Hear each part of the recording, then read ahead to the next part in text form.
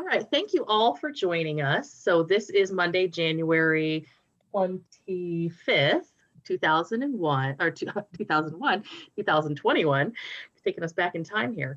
Thank you all for joining us. We have some great contestants today, and we also have some great audience members. So I'm going to introduce the contestants, the audience members. I'm also going to talk about what the speech is about today. So our competition today is entitled I Have a Dream, and we are honoring Dr. Martin Luther King Jr. with his ideas of him having a dream. And we want to know about what your dream is. So your dream could be personal, it could be for your family, it could be for the world as a whole. So we're just excited to hear what our LSCC students are dreaming about, since you are going to be the future of our world. So thank you all for joining. We do have some live students speaking, and then we have a couple recorded students as well. So I'll get to them in just a minute, but thank you all for the LSCC faculty and staff that are joining as well. So we have Chris Lambert, Ann Ryan, Kristen Iden, David Gherkin. We have our president, Dr. Kimberly Blosser, Amber Foltz, everybody's waving. Let's see, Ibrahim and Allison Thompson. So it looks like that's the people that are going to be watching and judging. Sorry, my printer was acting out. What were you saying? Oh, I was just explaining who all was here. All right. Yes. So thank you all for joining us. And then we also have our speakers. So actually, Raid, you're going to be first. So if you want to get yourself ready. All right. Yeah, just give me a second. Absolutely. Just want to make sure I have the speech and everything. Yep. You can begin whenever you are ready. So this is your time. We'll give it over to you.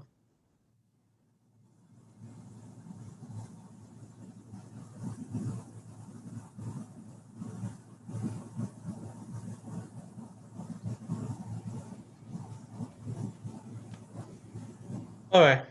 In 1762, the philosopher Jean-Jacques Rousseau wrote in his book, The Social Contract, man is born free, but everywhere he is in chains.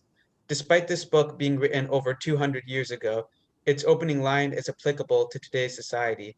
Millions of people in our country are suffering from the chains of poverty and hunger, while the billionaires get richer and the Dow Jones rises above 30,000 points. Millions of people in our country are suffering from the chains of bigotry and fear, scared to death of being deported for walking across an artificial boundary, while some of our politicians demonize them for seeking to better their lives. Millions of people in our country are suffering from the chains of greed and corruption, as some of our politicians care more about pleasing their wealthy donors than fighting for the people that they are supposed to represent. Today in the United States of America, over 37 million people are facing food insecurity, according to the organization Feeding America. Between 30 to 40 million people are at risk of eviction, according to the Aspen Institute. Over 30 million people have no health insurance, according to the CDC. Why are millions of people going hungry in the richest country in the world? Why has the government refused to give healthcare to its citizens, despite the fact that we are in the middle of a pandemic? Why have millions of Americans fallen behind on rent, despite the fact that the Dow Jones, which many use as a barometer for the economy, has risen to levels higher than those before the pandemic? There seems to be two economies right now, an economy for the corporate elite and an economy for everyone else.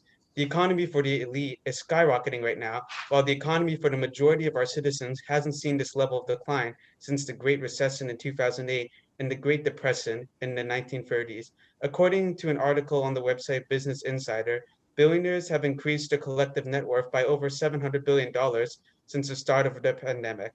Some of our politicians do not support giving American citizens $2,000 checks, even though that is a little less than what Jeff Bezos makes in 1 second on average.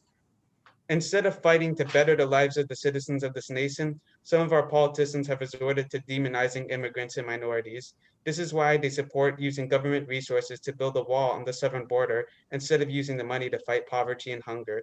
Many atrocities have been committed against these migrant families as a result of the politicians' carelessness and cruelty.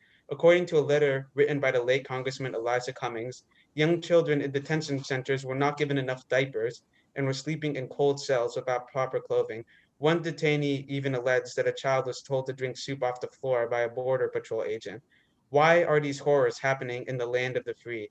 Why does the government care more about reinforcing artificial barriers than providing for its citizens? Why are these people suffering under the shackles of greed and brutality? My dream for our country, the United States of America, is for us to live up to America's ideals of freedom and justice for all enshrined in our Declaration of Independence. We can achieve this by voting in politicians who care about the welfare of our citizens and not being resigned to our current situation. To quote Martin Luther King Jr., we need leaders not in love of money, but in love of justice, not in love of publicity, but in love of humanity. These conditions cannot be allowed to stand any longer. Now is the time for us to unite. Now is the time for us to break the chains of hate.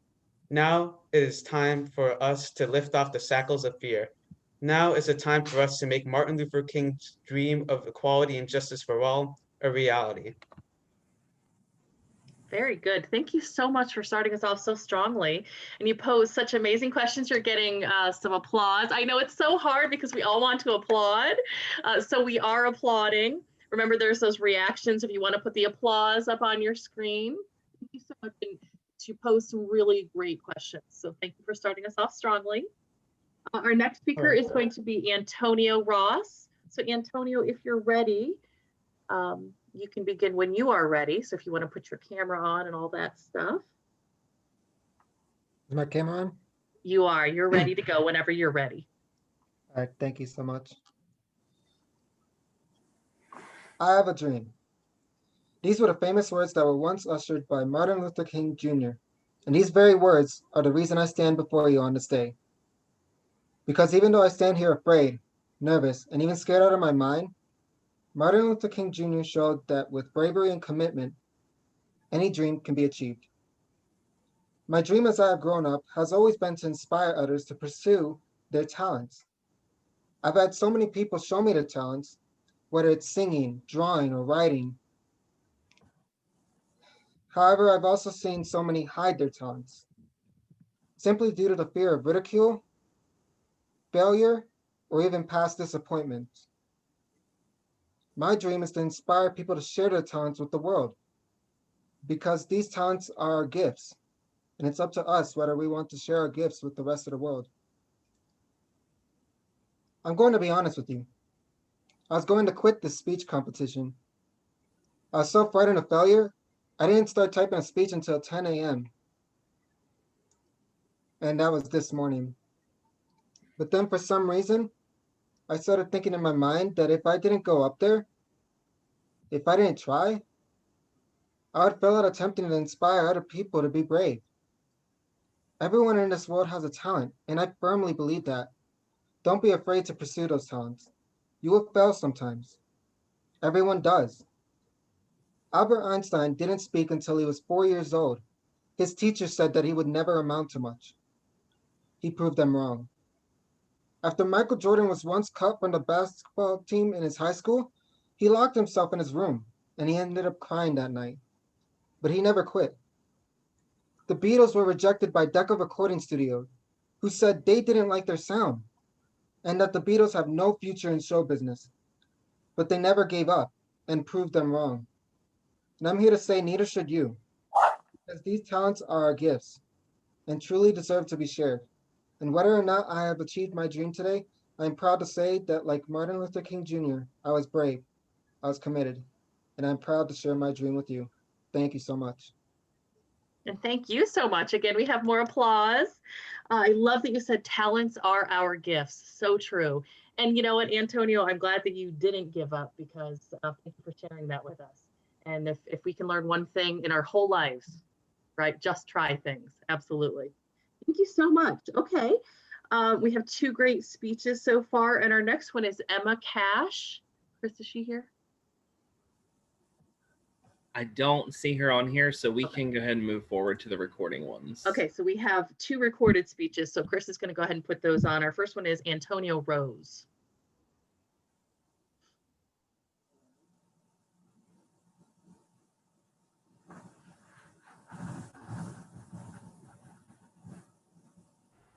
Okay, just want to double check, make sure, can everybody see the video? Awesome. I see it. I can't hear anything. Yeah, neither can I. You can't hear anything? All right, yeah. hold on. I have I know a solution. one more thing I'm going to try. Yeah, you just have to click that one button when you share videos. I always forget that too. Participate in a contest that honors continue. On the evening of January 20th, 2021, I opened my email to see a school-sponsored invitation to participate in a contest that honors, continues, or draws inspiration from Dr. Martin Luther King Jr. Me, being a reflective individual eager to spread a message, I jumped at the chance. Also, of course, the $100 first place reward was intriguing.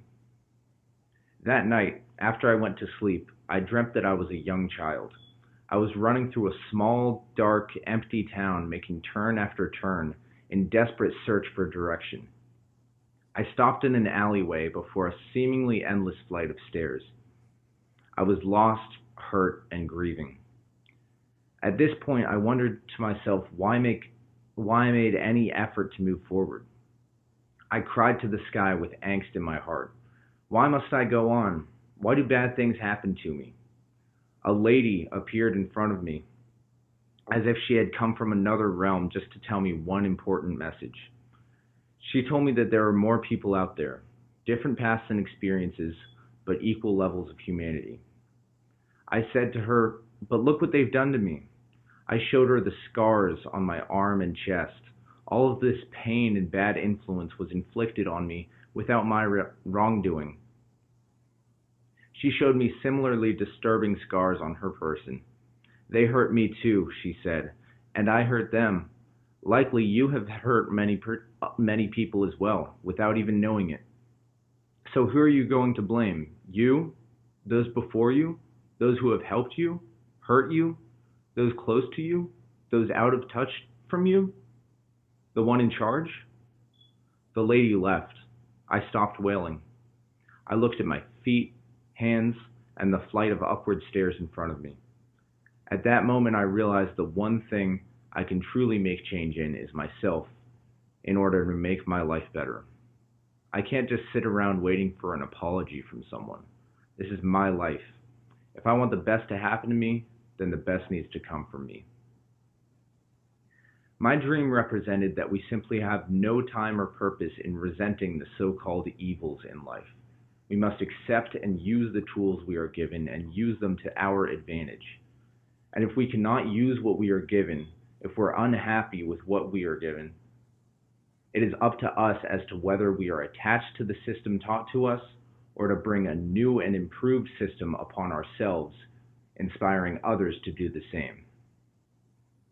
I dream that whatever burdens we believe we carry, whatever feelings of poison that prevent authentic expression that we so desire to share publicly, that we can turn those feelings and experiences into markings of our history, showing that we are soldiers of life, ready to use our wisdom gained from our experiences and move towards a new and improved way of living. We shouldn't ignore pain, nor should we blame the causes of our pain. We should acknowledge it and let it leverage our being into something greater. Thank you. Thank you. Wow, very good as well.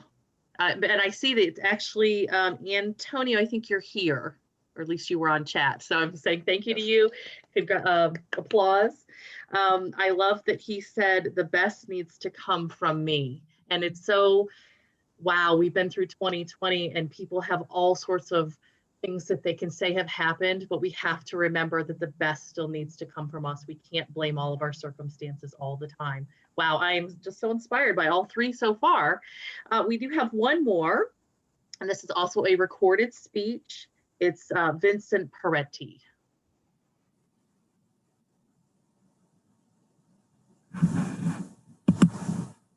I have a dream. Those famous words were shared just 218 years ago by the Reverend Martin Luther King Jr.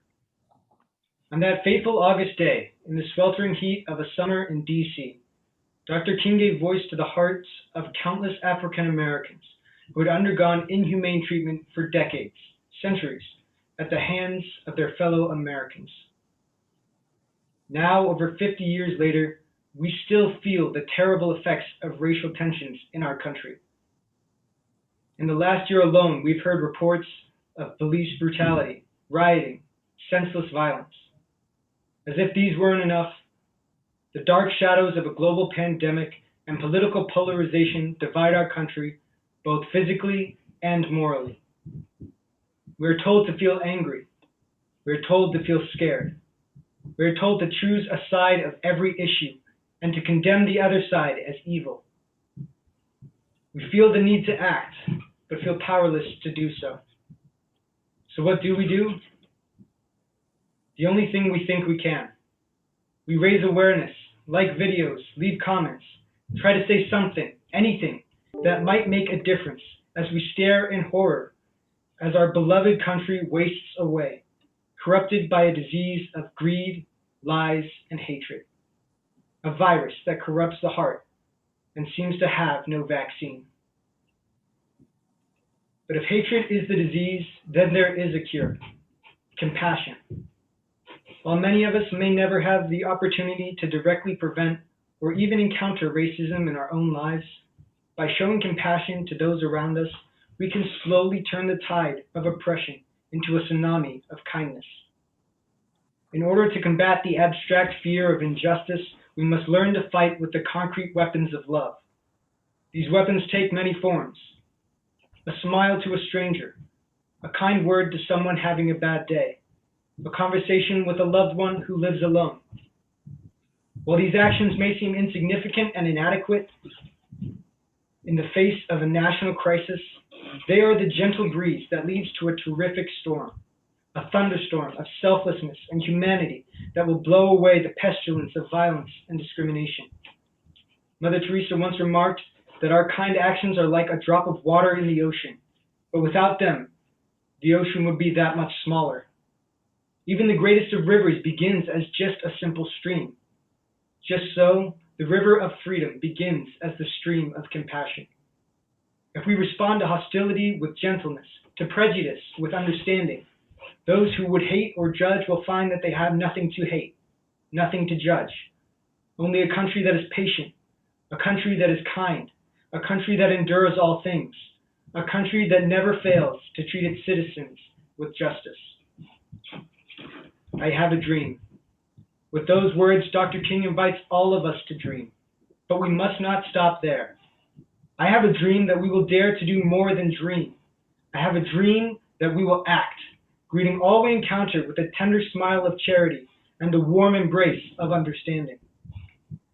I have a dream that we will not just treat each other equally, but will treat each other equally well. That is my dream. The path to peace in our time does not start in a big white building in Washington, D.C. It does not start in a room of elected officials. It starts here, and it starts now, in our own homes, in our own lives. The choice is ours. Will we carry on our lives wistfully hoping for a better future, or will we make the decision every day to open our hearts to those we meet, shining a light, no matter how small, that will dispel the darkness of our times? I have a dream.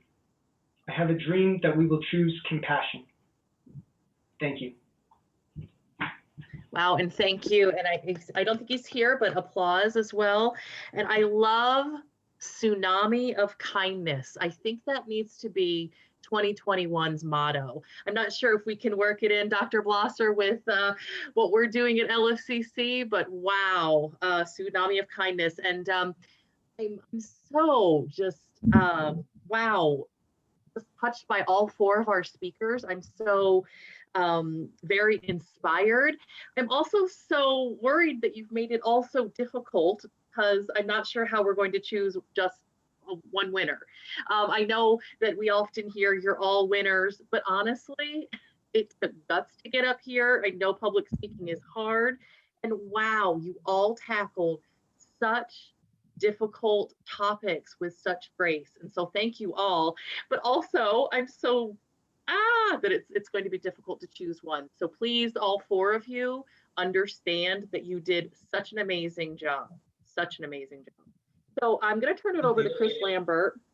He's going to tell us about how we're going to vote and all about the amazing prizes. All right. Well, I do want to echo what Christy was saying. Those were amazing. I got to listen to 2 of them earlier, so I got a sneak peek of them. And just hearing those 2, I was like, how do I pick the winner? And then I heard you guys, and how do I pick a winner? So I'm glad that there's a whole lot of people on here that it's not just me choosing who's going to win today, because I would give all of you $100 if I had it. So how this is going to work is Zoom polling. I'm just going to throw a poll. I'll make it live in a second. It's anonymous, so your name won't show up who you voted for. The person that receives the most votes will be our first place winner. The person that receives the second most votes, second place winner, obviously. And then I will tell you how the winnings will be sent to you guys. But just to reiterate, you all definitely are winners. Now, if we have a tie, we'll talk about that. But I'm going to make the poll live now. Everybody has a chance to vote, and you should see it in just a couple seconds.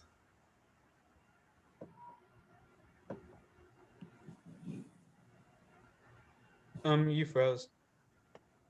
Oh, I just stopped moving.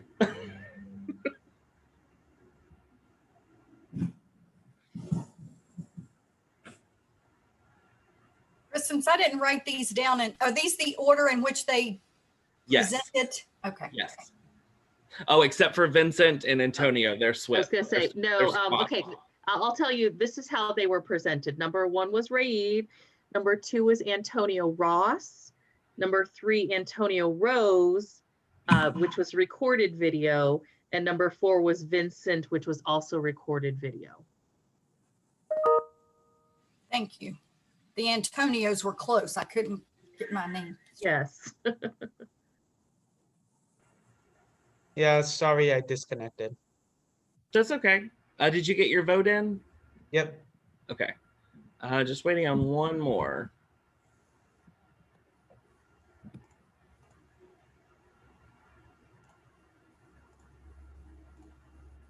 All right.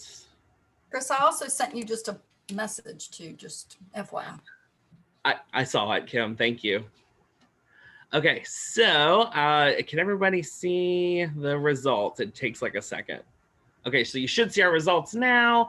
Our winner is Vincent in first place with 7 votes. Our second place winner is Raid with 4 votes. And then in third, tied, Antonio and Antonio.